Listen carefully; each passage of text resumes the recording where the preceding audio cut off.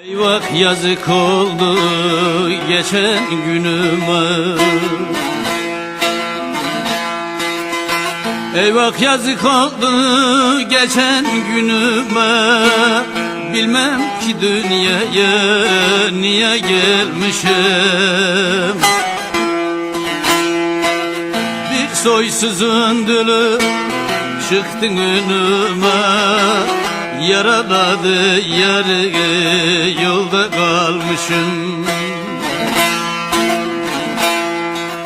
Bir soysuzun dülü çıktın önüme. Yaraladı yarı yolda kalmışım.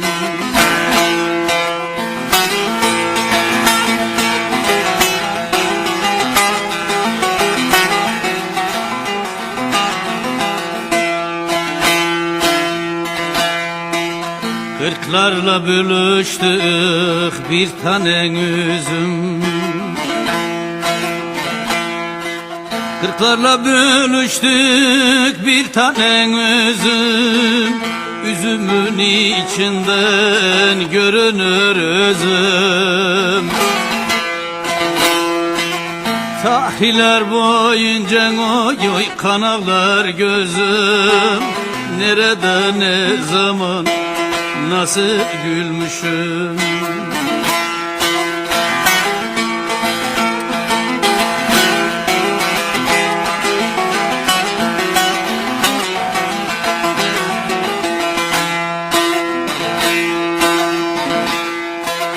Hallacı Mansur'la çekildim dara.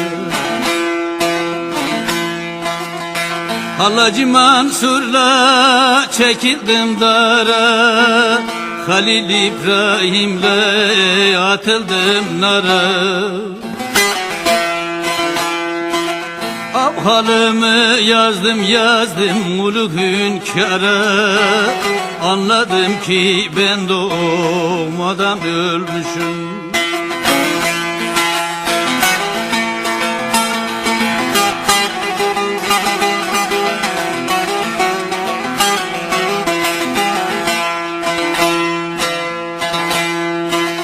Dermanım kalmadı tutmuyor dizim. Dermanım kalmadı tutmuyor dizim. Asılmak kesilmek kader mi bizim? El için ağladım oy kör oldu gözüm. İşte onun için geri kalmışım.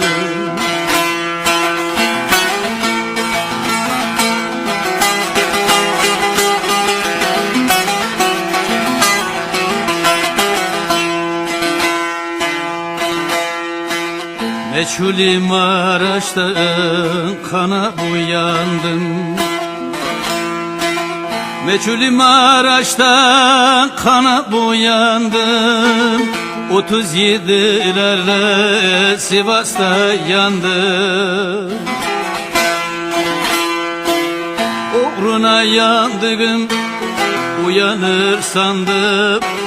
Koyun sürüsüne kaval çalmışım. Uğruna yandım uyanır sandım. Koyun sürüsüne kaval çalmışım.